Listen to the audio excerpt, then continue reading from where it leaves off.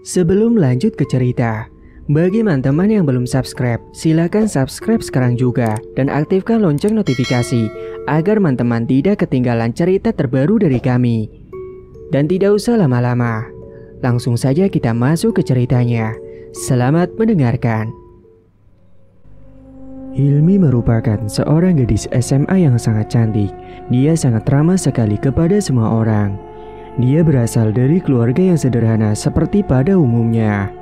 Dia selalu ikut dalam organisasi di sekolah. Banyak lelaki di sekolahnya yang mengincar dirinya karena kecantikan yang dimiliki olehnya. Apalagi dia sangat pintar dan juga berprestasi. Hilmi memiliki seorang sahabat cowok sejak kecil. Dari sejak SD, SMP, sampai sekarang SMA, mereka satu sekolah. Wahab namanya. Sebenarnya selama ini, Wahab sahabatnya Hilmi tersebut suka dengannya. Tapi dia belum berani untuk mengungkapkan perasaannya itu karena takut ditolak. Hingga suatu ketika, ada teman cowok satu organisasi yang bersama dengan Hilmi yang menyatakan cinta kepada Hilmi. Sudah lama mereka dekat satu sama lain, apalagi mereka satu organisasi, jadi mereka sering bertemu. Namanya Fandi. Fandi mencoba menyatakan cintanya kepada Hilmi, dan untungnya rasa cintanya itu langsung diterima, karena Hilmi juga sudah nyaman sekali kepada Fandi. Saat itu, sepulang sekolah, mereka pulang bersama berboncengan naik motor milik Fandi. Kala itu mereka belum berpacaran. Fandi mengajak Hilmi nongkrong di kafe karena dia akan menyatakan cintanya kepada Hilmi. Beberapa saat kemudian, mereka pun sampai juga di sebuah kafe.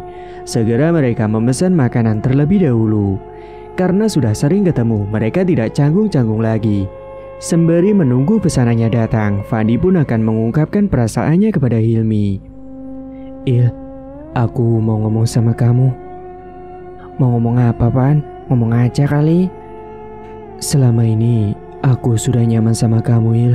Kamu mau gak jadi pacar aku?" Seketika Hilmi terdiam dan salah tingkah. Jantungnya berdebar karena ditembak oleh Fandi. "Gimana, Il? Mau gak?" tanya Fandi kemudian. Iya deh. Aku juga sudah nyaman sama kamu. Selama ini aku memang sudah suka sama kamu," jawab Hilmi. "Jadi, iya, aku mau jadi pacar kamu." "Yes," ucap Fandi dengan semangat dan bahagia. Sesaat kemudian pesanan mereka pun datang dan mereka segera menyantap makanannya. Hari pun sudah mulai petang. Fandi mengantarkan Hilmi pulang ke rumah dengan selamat. Saat di perjalanan pulang ke rumah, di pinggir jalan ada Wahab yang sedang nongkrong bersama dengan teman-temannya di Peranggok. Dan saat itu Wahab melihat Hilmi berboncengan dengan Fandi.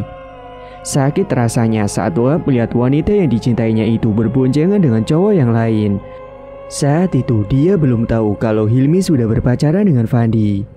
Seketika Wahab terlihat diam sampai ditegur oleh teman-teman yang ada di tongkrongannya itu. "Hap, kamu kenapa jadi diam? Iri ya lihat Hilmi jalan sama Fandi?" Enggak kok. Aku pulang dulu ya guys," ucap Wahab lemas. Sesampainya di rumah Hilmi, Fandi langsung pamit pulang karena sudah mau maghrib. Sementara di sisi lain, Wahab merasa galau telah melihat Hilmi berboncengan dengan cowok lain. Karena penasaran, malam harinya, Wahab pun segera menelpon Hilmi untuk menanyakan apa yang sudah dia lihat sore tadi. Hilmi yang sedang mengerjakan tugas sekolahnya, tiba-tiba mendengar HP-nya bergetar yang ada di atas meja. Segera dia pun mengangkat telepon yang ternyata dari Wahab. "Halo Wahab, ada apa? Tumben nelpon." "Iya Il, kamu lagi apa?" "Aku lagi ngerjain tugas nih." "Oh maaf ya, aku ganggu kamu." "Gak apa-apa kok, ada apa emangnya?" Tadi sore aku lihat kamu boncengan sama Fandi. Emangnya kamu ada hubungan apa sama dia? Kok kelihatan mesra banget?" Aku sama Fandi udah pacaran, Ab." "Oh gitu, selamat ya. Ya udah kalau gitu kamu lanjut lagi aja. Maaf sudah ganggu." Karena kecewa, Wahab pun langsung memutus sambungan telepon padahal dia belum menjawab ucapan Wahab. Singkat cerita, suatu hari ada acara reunian SMP dan Wahab pun dengan senang mengajak Hilmi untuk datang ke acara reunian itu. Tapi Hilmi malah menolak mentah-mentah dengan alasan ada acara sendiri. Saat itu pulang sekolah, Wahab menghampiri ke kelas Hilmi dan ngajak pulang bareng. Untungnya dia mau diajak pulang bareng. Karena Wahab berasal dari keluarga yang berada, dia ke sekolah berangkat naik mobil, tapi terkadang juga naik motor. Waktu itu, Wahab mulai membicarakan soal acara reunian ketika jalan pulang. "Il, nanti besok kan ada acara reunian SMP, kamu dateng ya?" Maaf Bab, kayaknya aku nggak bisa deh." "Loh, emangnya kenapa?" "Aku udah ada janji mau ada acara organisasi." "Oh gitu, ya sepi dong kalau gak ada kamu." "Kan ada yang lain, mana mungkin sepi ya." Seketika Wahab terdiam karena kecewa Hilmi tidak ikut ke acara reunian SMP-nya. Waktu SMP mereka memang satu kelas, tapi sekarang semenjak SMA mereka beda kelasnya. Beberapa hari kemudian acara reuni pun tiba. Acara itu diadakan di rumah teman Hilmi dan Wahab yang masih satu desa dan rumahnya tidak jauh dari rumah Hilmi.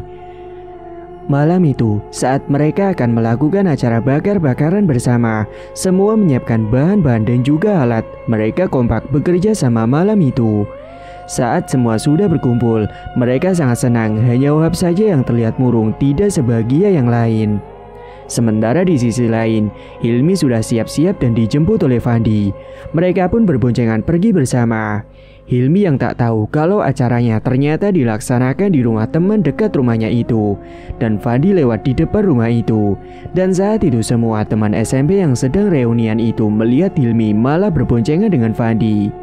Teman-temannya pun langsung membicarakan Hilmi yang pergi dengan pacarnya itu. Sedangkan Wahab malah terdiam saja karena dia sudah dibuat kecewa sama Hilmi berkali-kali. Kemarin Hilmi menolak dengan alasan ada acara organisasi sekolah. Wahab pun memaklumi, tapi sekarang malah dia melihat Hilmi pergi bareng sama Fandi. Lantas mana yang benar? Ada kepentingan organisasi atau memang alasan Hilmi belaka untuk bermesraan dengan Fandi? Singkat cerita, Wahab yang sakit hati, dia ingin membalas dendam dan membuat Hilmi jadi tergila-gila padanya. Malam hari berikutnya di dalam kamar, Wahab melamun karena galau. Dia pun memiliki niat buruk untuk memelet Hilmi. Segera dia menghubungi temannya untuk minta diantar ke rumah seorang dukun. Dia mendapatkan informasi dukun itu dari internet. "Halo Jok, anterin aku yuk besok." "Kemana Hab?" "Udah, mau nggak ikut aja?"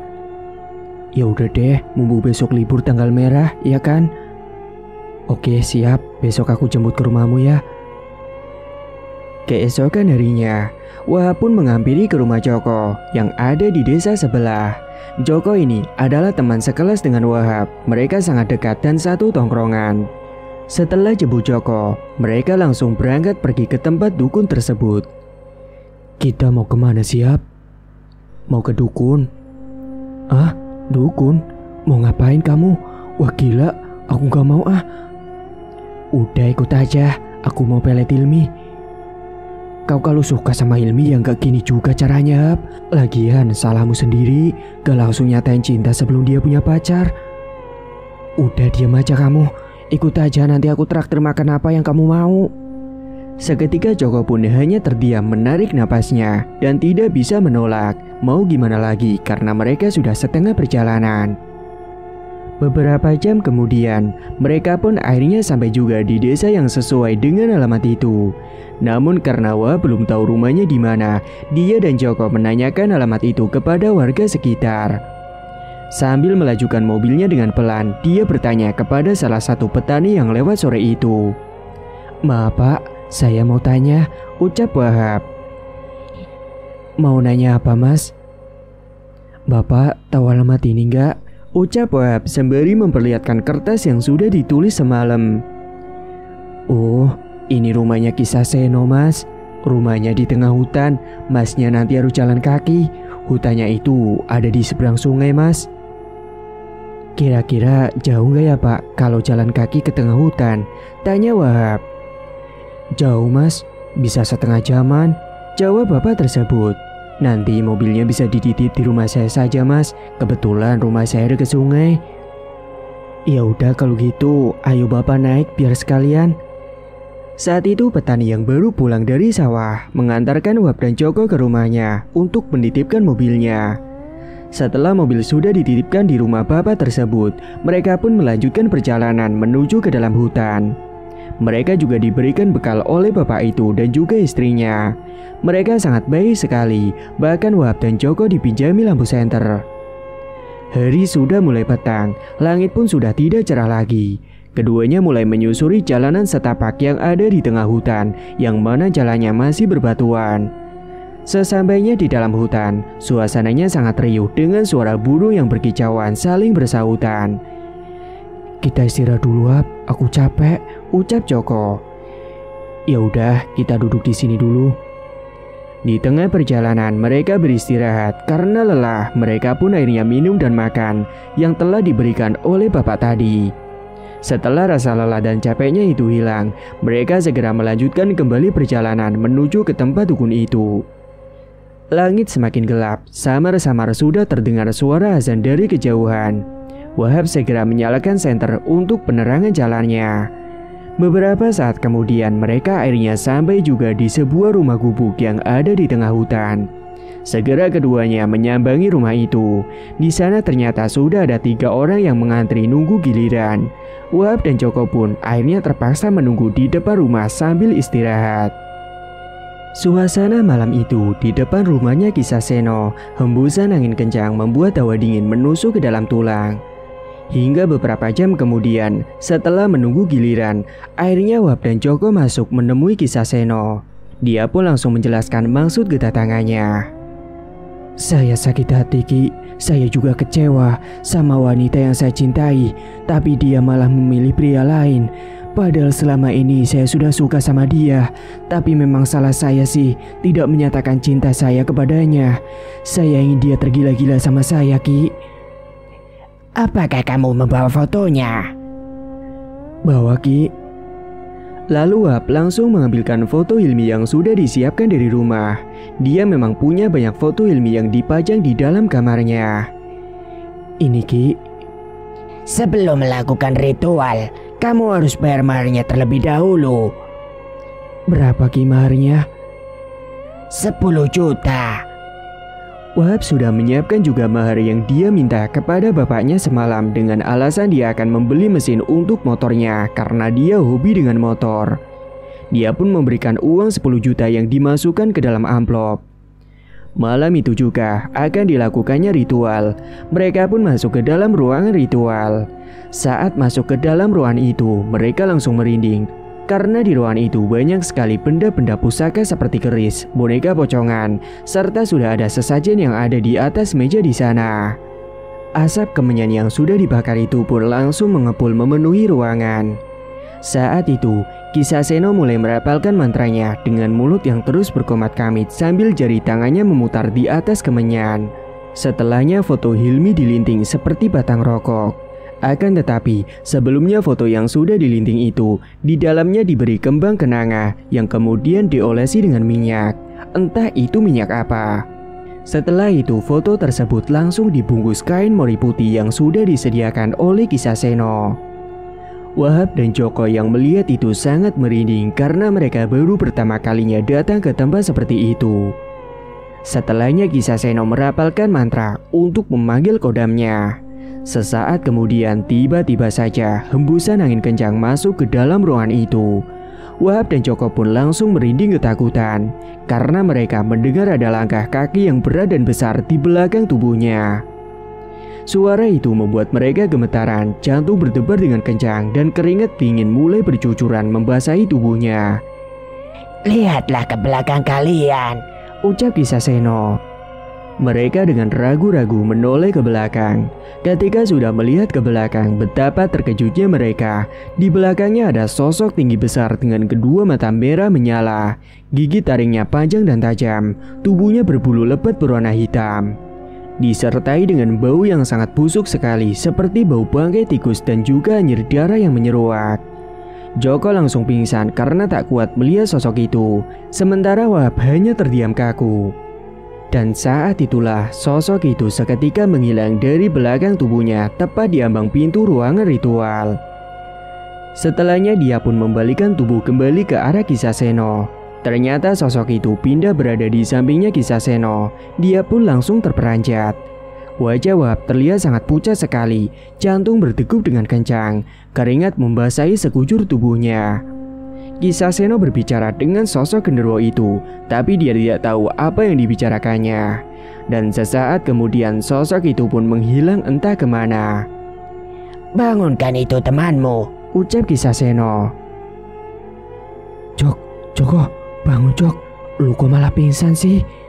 Karena tidak bangun-bangun, Kisaseno memberikan minyak kepada Wahab untuk dioleskan pada hidung Joko. Segera Wahab mengolesi minyak itu pada hidung temannya itu. Baunya sangat busuk sekali. Entah itu minyak apa, dan itu malah membuat Joko langsung tersadar karena tidak kuat dengan bau busuk tersebut. Joko yang baru sadar seperti orang linglung dan bingung. Sesaat kemudian, buhul yang terbungkus kain mori putih dibentuk pocongan dan diberikan kepada Wahab. "Ini kau bawa pulang dan pendem di depan rumahnya." "Iya Ki, baik." Tak lupa juga, Kisaseno memberikan kertas yang bertuliskan sebuah mantra kepada Wahab untuk nanti dibacakan saat dia sedang memendam buhul itu. Mereka pun segera pulang malam itu juga, melewati jalanan setapak di kegelapan hutan dengan hanya bantuan dari penerangan senter.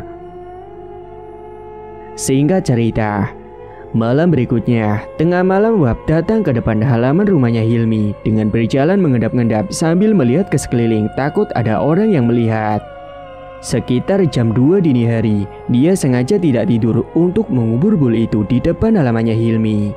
Segera dia pun menggali tanah yang ada di sana, tepat berada di bawah pohon mangga.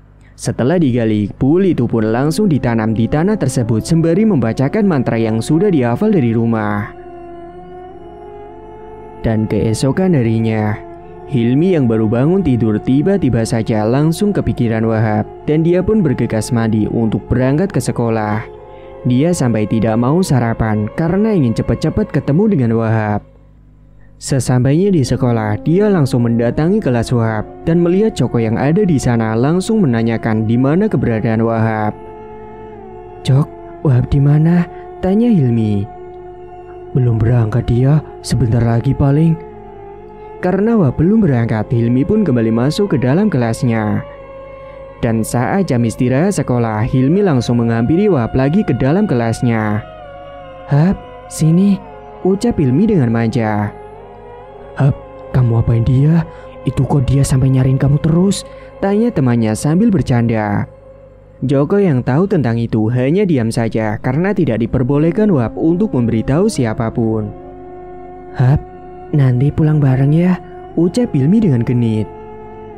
"Oke." Saat jam pulang sekolah tiba, mereka pun pulang bersama, membuat Fandi marah karena melihat pacarnya itu malah pulang bareng dengan sahabat cowoknya. Fandi mengikuti Hilmi dan Wahab dari belakang sampai ke rumah Hilmi. Sesampainya di rumah, Fandi langsung menegur Hilmi dan Wahab. "Hei, Wahab, kau kan tahu kalau aku pacarnya Hilmi. Hargai sedikit kenapa?" ucap Fandi kesal. "Lah, Hilmi yang minta pulang sama aku. Lagian yang kenal sejak dulu itu aku, karena aku itu sama Hilmi sudah sahabatan dari kecil. Lah kamu siapa?" ucap Wahab. "Van, kamu apa-apaan sih? Datang-datang marah-marah. Udah sana kamu pulang," usir Hilmi. Iya aku pulang," jawab Fandi kesal. Beberapa hari kemudian, Hilmi selalu kepikiran dengan Wahab. Dia merasa sangat kangen berat dengan Wahab. Hingga suatu malam Hilmi sampai bermimpi dan mengigau memanggil-manggil nama Wahab. Saat itu kedua orang tuanya mendengar Hilmi ngigau langsung menghampirinya dan mencoba membangunkan Hilmi yang sedang ngigo itu. "Duk, bangun Duk," ucap Bu Hovifah sembari menepuk tubuh Hilmi perlahan.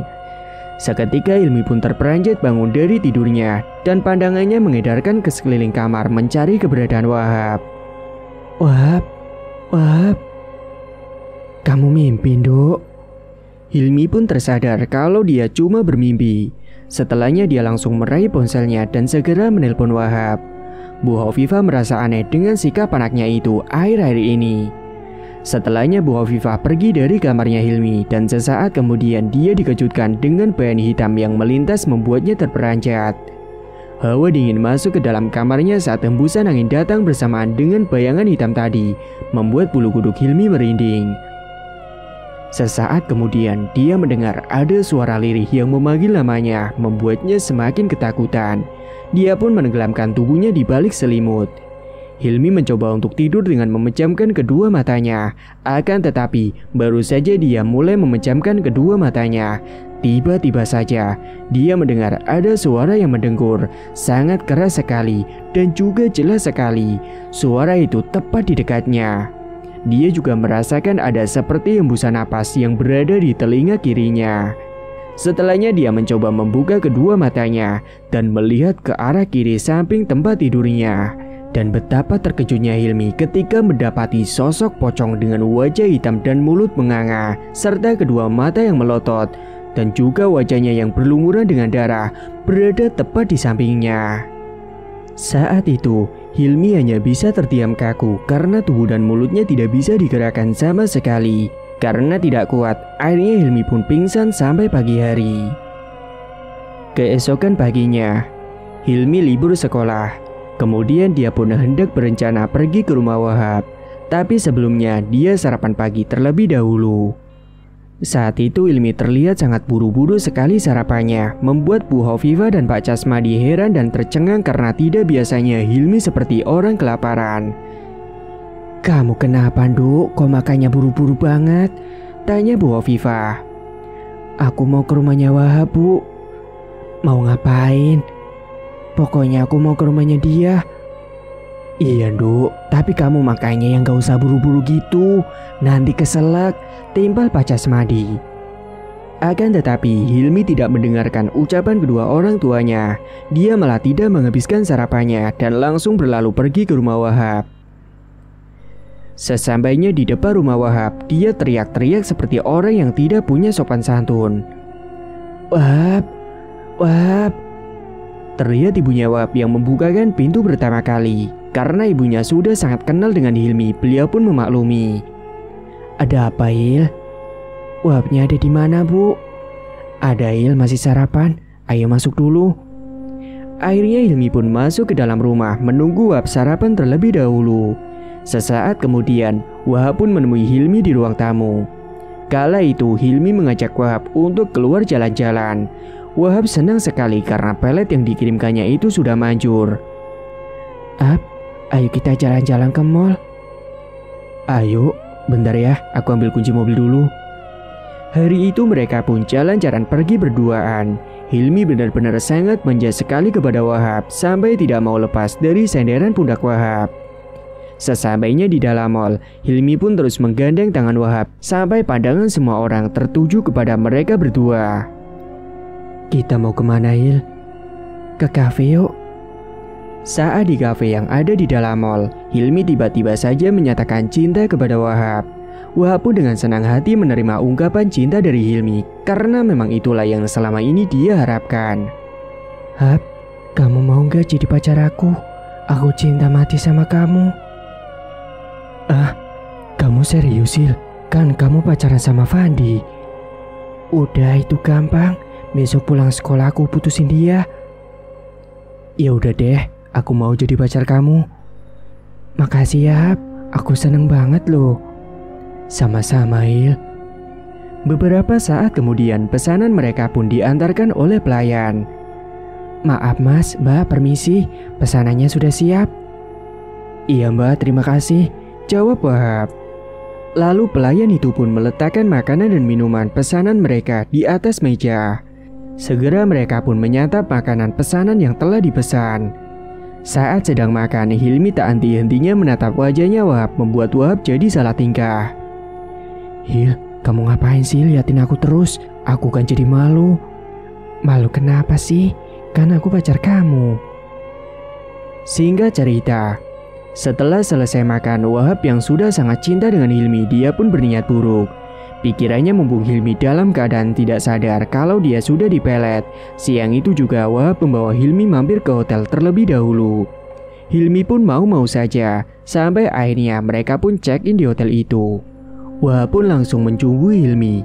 Dia pun tidak memberontak karena Hilmi sudah terhasut oleh rayuan dari si Wahab. Mereka pun melakukan hubungan terlarang di hotel tersebut saat siang bolong. Saat mereka sedang melakukan hubungan tersebut, Wahab melihat ada sekelibat bayangan hitam yang melintas disertai dengan hembusan angin yang membuat mereka merinding. Dan saat itu Wahab yang sudah tidak nafsu lagi langsung menghentikan hubungannya dengan Hilmi.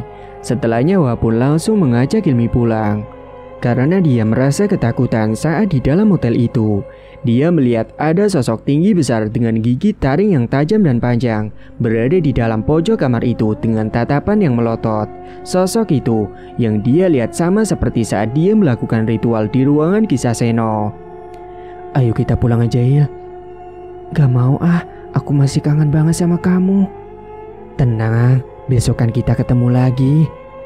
Janji ya. Wahab pun menganggukkan kepalanya perlahan. Setelahnya mereka bersiap-siap untuk pulang ke rumah dan segera memakai pakaian yang sudah berserakan di lantai kamar hotel itu. Tak terasa hari sudah mulai petang. Mereka menginap di hotel itu hingga setengah hari. Dan saat di perjalanan pulang, azan maghrib pun mulai terdengar berkumandang. Saat itu mereka yang ada di dalam mobil tiba-tiba mencium bau busuk yang menyeruak masuk ke dalam hidung mereka. Tidak hanya itu, mereka bahkan mendengar ada suara rintihan tangis di dalam mobil yang suaranya terdengar sangat lirih. Kok aku kayak ada dengar suara yang nangis ya? Iya ya, aku juga dengar. Seketika mereka merinding, bulu kuduknya berdiri semua. Setelahnya Wahab mencoba melihat ke arah spion kaca tengah. Dan betapa terkejutnya ia ketika melihat ada sosok kuntilanak yang wajahnya sangat menyeramkan dengan pakaian putih lusuh, rambutnya juga acak-acakan, serta kedua matanya melotot menyeramkan sampai hanya terlihat kelopak matanya yang putih. Seketika Wahab pun langsung mengerem mobil secara mendadak, membuat Hilmi terkejut sampai hampir terpentok dashboard kepalanya. Malam harinya, Fandi datang ke rumahnya Hilmi karena sejak pagi Hilmi dihubungi susah sekali bahkan tidak menjawab pesan dari Fandi. Assalamualaikum. Waalaikumsalam, jawab Bu Hovifah yang membukakan pintu pertama kali. Hilminya ada Bu, tanya Fandi. Hilminya belum pulang nak. Sesaat kemudian tiba-tiba saja Hilmi dan Wahab baru sampai di depan rumah. Nah, itu Hilmi baru pulang, ucap Bu Hovifah. Sontak Fandi melihat mereka berdua, mukanya langsung berubah karena dia merasa cemburu dan tidak suka melihat pacarnya selalu pergi dengan sahabatnya itu. Kamu dari mana aja ya? Ucap Fandi. Apa sih? Aku mau mandi dulu ah, capek. Sementara Wahab langsung pulang begitu saja tanpa berpamitan kepada Bu Hovifah yang padahal saat itu ada di depan teras rumah. Namun Hilmi yang akan pergi masuk ke dalam rumah dicegah oleh Fandi. Tangannya dipegang olehnya. Hil, tunggu dulu. Aku mau ngomong sama kamu. Apaan sih? Lepas tangannya. Gak usah pegang-pegang. Iya maaf. Kita ngobrol dulu ya bentar. Saat itu mereka langsung duduk di depan teras rumah. Sementara Bu Hovifah masuk ke dalam rumah untuk membuatkan minuman buat Fandi. Ada apa sih? Pakai datang ke rumah segala, ketus Hilmi. Kok kamu ngomongnya gitu sih? Aku kan pacar kamu. Wajar dong kalau aku main ke rumah kamu. Aku kan kangen sama kamu. Kamu kenapa sih? Akhir-akhir ini sikapmu kok berubah sama aku. Jadi cuek. Apa kamu berubah gara-gara Wahab? Ucap Fandi panjang lebar. Perasaan kamu aja kali. Udah ya, aku capek. Kalau mau ribut mending kamu pulang aja deh.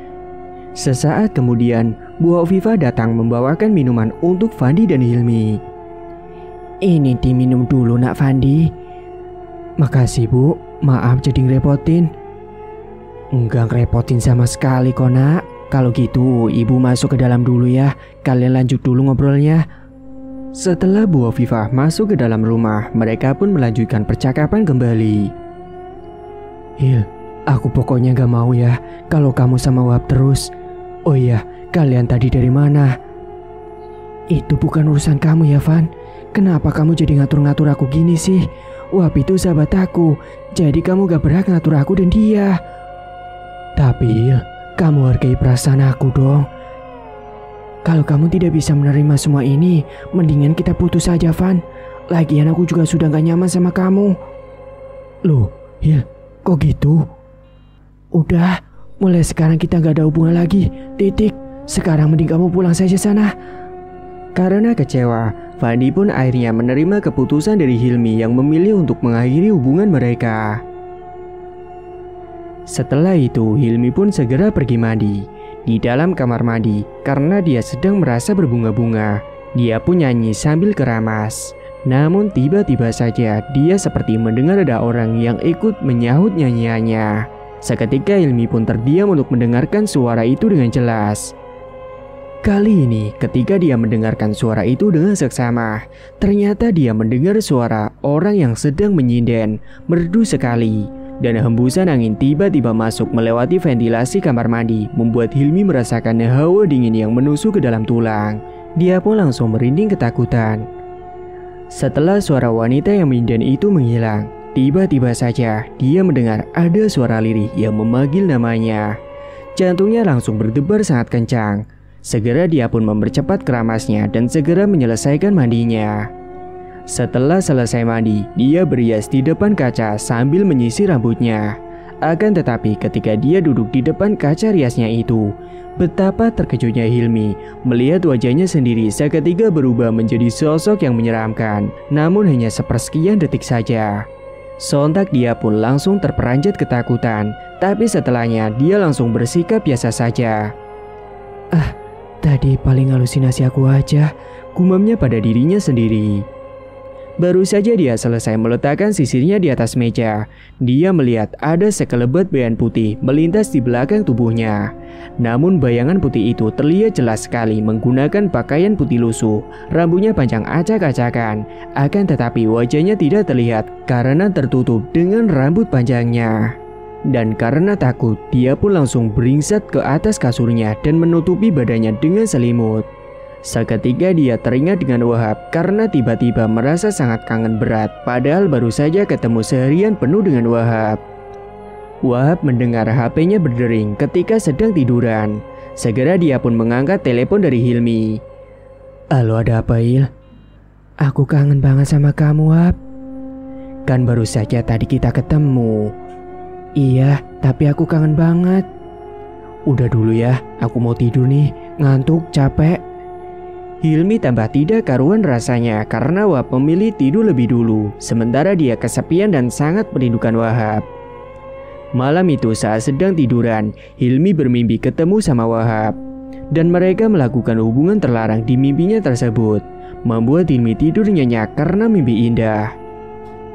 Keesokan harinya, Hilmi bersiap-siap untuk berangkat ke sekolah. Dia meminta dijemput oleh Wahab. Dia pun tidak keberatan untuk menghampirinya ke rumah Hilmi. Sesampainya di sekolah, semua lelaki yang selama ini mengincar Hilmi melihat ke arah mereka berdua yang jalan bersamaan. Sementara Fandi tidak mau melihat karena dia merasa sakit hati. Saat jam pelajaran sekolah, Hilmi yang biasanya selalu fokus saat diterangkan oleh guru, kali ini dia melamun sambil senyum-senyum sendiri seperti orang gila, membuat dirinya ditegur oleh gurunya. Hilmi. Akan tetapi dia belum sadar juga saat dipanggil oleh gurunya itu. Temannya yang ada di sampingnya langsung menepuk pundak Hilmi agar dia sadar. Hil, itu dipanggil Bu Sari. Iya, ada apa, Bu? Hilmi, kamu kenapa kok melamun? Sekarang kamu maju, kerjakan tugas ini di papan tulis. Sontak dia pun gelagapan karena tidak tahu apa yang sudah tadi diterangkan oleh gurunya. Akhirnya Hilmi pun dihukum maju ke depan berdiri sampai nanti jam istirahat telah tiba. Tapi saat ketika dirinya sedang dihukum berdiri di depan, tiba-tiba saja dia melihat ke arah belakang kelas. Betapa terkejutnya ia ketika melihat ada sosok genderuwo yang tinggi besar dengan kedua mata yang merah menyala menatap tajam ke arahnya. Tanpa sadar, dia langsung teriak kencang sekali membuat temannya dan gurunya yang ada di kelas kaget semua. Hilmi, kamu kenapa? Tanya gurunya. Yang ditanya malah ambruk di depan kelas karena tidak kuat melihat sosok genderuwo itu, dan segeralah dia dibawa ke UKS. Setelah beberapa lama dia pingsan, akhirnya dia pun sadar. Setelah sadar, dia langsung mencari keberadaan si Wahab. Wahab di mana? Hil, kamu ini baru sadar kok langsung nyari Wahab. Namun tak mendengar ucapan temannya itu, Hilmi langsung lari menuju ke kelas Wahab. Untungnya sudah jam istirahat, jadi beberapa teman Wahab sedang istirahat. Sesampainya di kelasnya Wahab, ternyata Wahab tidak ada di kelas karena dia ada di kantin. Sementara hanya ada Joko saja di dalam kelasnya. Jok, Wahab di mana? Di kantin, Hil. Kamu kok gak ikut ke kantin? Iya, lagi malas saja. Segera Hilmi pergi ke kantin untuk menghampiri Wahab. Semenjak tergila-gila dengan Wahab, dia jadi tidak ikut rapat organisasi karena dia lebih mementingkan si Wahab. Singkat cerita, 2 bulan kemudian, Hilmi tidak tahu kalau ternyata Wahab pergi dari rumah. Dia pindah rumah bersama dengan keluarganya. Karena selama ini bapaknya jadi PNS dan bapaknya harus dipindah tugas keluar kota. Jadi mau tidak mau Wahab juga harus ikut pindah ke sana. Dia juga bahkan pindah sekolah, akan tetapi Wahab tidak memberitahu kepada Hilmi soal itu semua. Dan pagi itu, saat hari Minggu, libur sekolah, Hilmi pergi ke rumahnya Wahab untuk ajak dia jalan-jalan. Akan tetapi ketika disambangi rumahnya sepi, tidak ada orang. Assalamualaikum. Wahab, teriak Hilmi. Sudah beberapa kali dia mengetuk pintu rumahnya Wahab, akan tetapi tidak ada yang membukakan pintunya.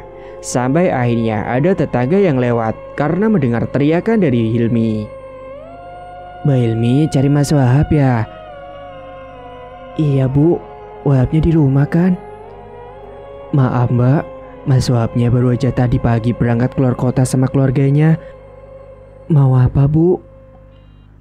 Bapaknya kan PNS, beliau dipindah tugas keluar kota Mbak. Jadi semua keluarganya ikut ke sana. Mas Wahab juga katanya pindah sekolah. Ibu pasti bohong. Tetangganya itu hanya menggelengkan kepala mendengarkan ucapan Hilmi yang tidak percaya dengan beliau.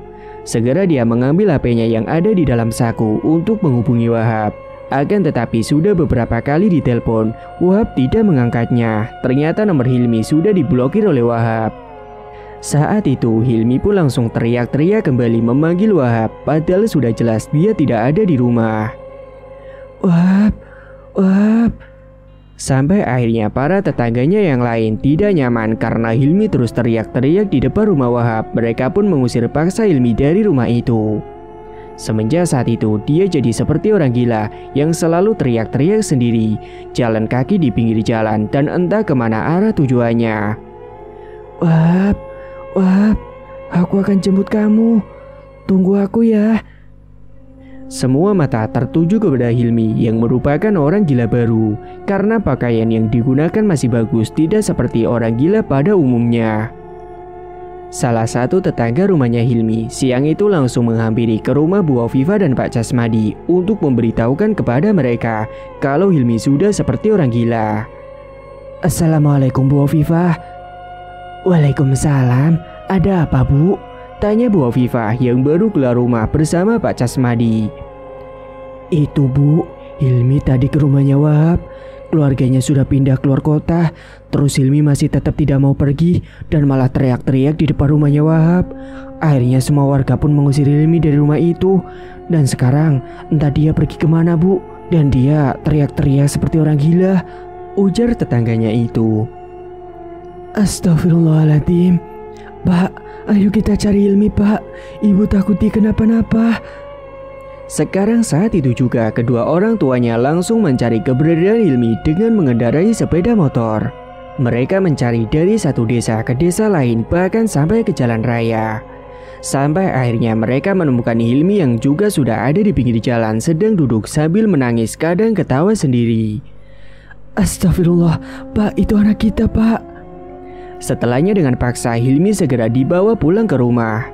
Meski sebelumnya dia sempat memberontak tidak mau diajak pulang ke rumah. Sesampainya di rumah, karena Bu Afifah dan Pak Casmadi merasa ada yang tidak beres dengan anaknya itu, mereka pun langsung membawa Hilmi ke tempat Pak Ustadz yang ada di desa lain. Mereka pun berangkat naik mobil yang sudah disewa milik tetangganya. Jarak rumah Pak Ustadz tidak terlalu jauh dari rumahnya, jadi tidak menunggu waktu lama, akhirnya mereka pun sampai di sana. Setibanya di sana, Hilmi sempat memberontak, tapi dia kadang ketawa, kadang juga melamun. Pak Ustadz, tolong sembuhin anak saya, Pak. Saya rasa ada yang tidak beres dengan dia, karena sebelumnya dia tidak seperti ini, Pak.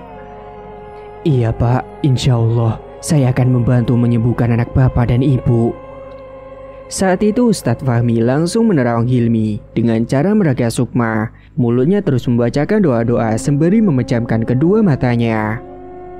Setelah menerawang, Ustadz Fahmi menjelaskan kepada kedua orang tuanya Hilmi kalau Hilmi ini sudah diguna-guna oleh seseorang dengan menggunakan pelet. Dia ini sudah diguna-guna cowok yang membuat anak bapak ibu jadi tergila-gila, dan setelah tidak bertemu dengannya, membuatnya gila seperti ini. Seketika Pak Casmadi dan Bu Afifah pun saling pandang. Mereka berpikir kalau ini semua sudah dibuat oleh Wahab. Karena memang akhir-akhir ini kedua orang tuanya tahu kalau sikapnya Hilmi berbeda dari dia yang selalu mengigau manggil nama Wahab.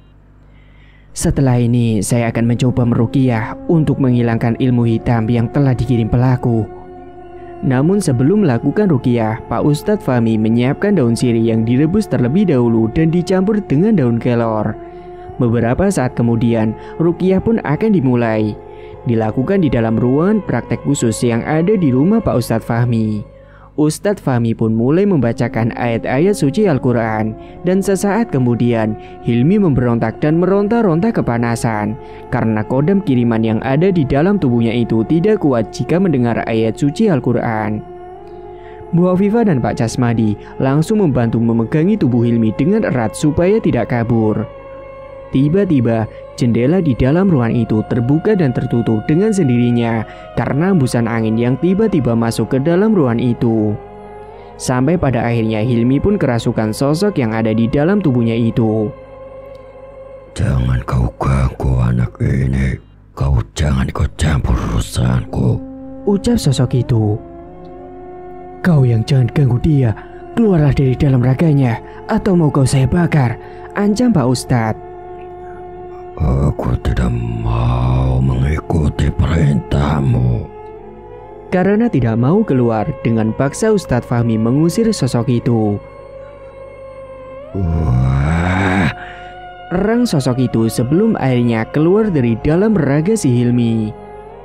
Setelahnya sosok itu keluar dari dalam tubuhnya, Hilmi pun langsung lemas dan pingsan karena wajahnya terlihat sangat pucat sekali. Beberapa saat kemudian, akhirnya Hilmi pun sadar. Segera Pak Ustadz memberikan air putih yang sudah dibacakan doa-doa. Minumlah air ini.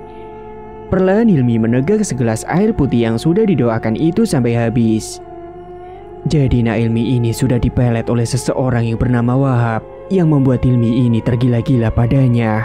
Mungkin dia melakukan semua ini karena sakit hati, entah apa sehingga membuatnya melakukan seperti ini. Perlahan, insya Allah, Hilmi akan membaik. Dia harus dibimbing untuk lebih banyak beribadah. Dan jangan balas dendam, biarkan saja Allah yang membalas semuanya. Baik Pak Ustadz, terima kasih sudah menyembuhkan anak saya, ucap Bu Afifah. Tiba-tiba saja Hilmi mual-mual dan muntah darah yang cukup banyak sekali membuat semua panik. Ustadz Fahmi yang tidak tahu sebabnya menyarankan untuk segera dibawa ke rumah sakit. Akhirnya saat itu juga Hilmi pun langsung dibawa ke rumah sakit oleh kedua orang tuanya. Beberapa saat kemudian mereka pun akhirnya sampai juga di rumah sakit. Segera Hilmi diperiksa oleh dokter dan betapa terkejutnya kedua orang tuanya Hilmi setelah diperiksa oleh dokter. Dokter itu mengatakan kalau Hilmi mengalami keguguran. Semua syok dan tak menyangka akan hal itu. Bahkan Hilmi pun menangis karena dia baru sadar selama ini dia telah melakukan hubungan terlarang dengan Wahab. Namun kedua orang tuanya memaklumi hal itu. Mereka paham semua itu bukan kesalahan sepenuhnya Hilmi, melainkan Wahab yang sudah mengguna-guna si Hilmi. Hari berlalu, bulan demi bulan juga telah berlalu. Hilmi pun semakin membaik, dia sudah mulai pergi ke sekolah lagi. Tapi kedua orang tuanya merahasiakan apa yang sudah terjadi kepada Hilmi, terutama pada kehamilannya itu. Sementara di tempat lain, Wahab yang berada di dalam rumah barunya, dia selalu diteror oleh sosok yang menyeramkan di dalam rumahnya itu. Malam itu ketika dia sedang nonton televisi sendirian, karena kedua orang tua dan adiknya sedang pergi, dia dikejutkan dengan televisi yang tiba-tiba saja mati sendiri. Padahal lampu yang lain terlihat masih menyala. Dia pun segera menyalakan kembali televisinya. Untungnya masih bisa nyala. Sesaat kemudian, tiba-tiba saja dia malah dikejutkan dengan gorden yang bergerak sendiri. Padahal tidak ada angin kencang yang melintas. Membuat Wahab merinding ketakutan. Bulu kuduknya berdiri semua. Setelahnya dia mencium bau busuk yang menyeruak. Baunya seperti bau bangkai tikus. Dan karena takut, dia pun segera beranjak pergi masuk ke dalam kamarnya dan segera menenggelamkan tubuhnya di balik selimut. Saat di dalam kamar, Wahab malah dikejutkan dengan sosok genderuwo yang tiba-tiba muncul yang ada di pojok kamarnya dengan kedua mata yang merah menyala menatap tajam ke arahnya. Seketika tubuh Wahab menjadi kaku, tak bisa digerakkan. Sampai akhirnya karena tidak kuat, akhirnya dia pun pingsan sampai pagi. Keesokan paginya saat berangkat sekolah, Wahab mengemudikan mobilnya dan tiba-tiba saja dia melihat ada sekelibat bayangan putih di depan mobilnya. Sontak dia pun langsung bantir setir dibelokkan sampai akhirnya terjadilah sebuah kecelakaan. Wahab mengalami kecelakaan mobil yang kemudian menabrak trotoar yang setelahnya ada sebuah truk yang melintas dan langsung menindas mobil hingga ringsek parah. Wahab pun meninggal dunia, tubuhnya hancur berkeping-keping akibat ternindas truk itu. Dan beberapa hari kemudian, Hilmi mendapatkan kabar dari orang tua Wahab kalau Wahab sudah meninggal dunia. Dan saat itu Hilmi serta kedua orang tuanya turut berduka cita. Dia dan keluarganya sudah mencoba ikhlas dan juga sudah memaafkan tentang apa yang sudah dilakukan Wahab kepada dirinya dulu. Janganlah kita suka untuk mengambil keputusan atau hal bodoh yang dapat merugikan diri kita sendiri bahkan merugikan orang lain. Apalagi sampai melakukan hal yang menyimpang dari agama. Tamat. Cerita pun selesai. Terima kasih bagi teman-teman yang sudah menyimak cerita hingga akhir. Dan bagi yang belum bergabung, silakan tekan tombol subscribe sekarang juga dan aktifkan lonceng notifikasi agar tidak ketinggalan info updatean terbaru dari kami. Sekian dulu dari Mang Ripan, terima kasih sudah menyimak. Wassalamualaikum warahmatullahi wabarakatuh.